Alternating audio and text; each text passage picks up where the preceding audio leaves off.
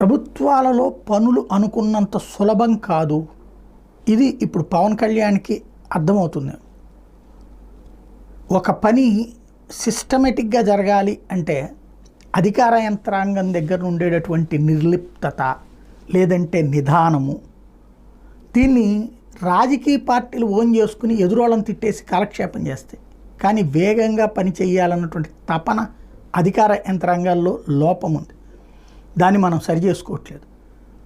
మొన్న మధ్యన రాష్ట్ర వ్యాప్తంగా పనులు ప్రారంభించి ఉపాధి హామీ పథకం డబ్బులు, కేంద్ర ప్రభుత్వం ఇచ్చినటువంటి పంచాయతీ గ్రాంట్లు, వీటితో పాటుగా ఎన్డీఆర్ఎఫ్ ఫండ్స్ అంటే డిజాస్టర్ మేనేజ్మెంట్ ఫండ్స్, ఇవన్నిటిని కలిపి వాటితో రోడ్లు వేయాలి అన్నది రాష్ట్ర ప్రభుత్వం ఆలోచించింది.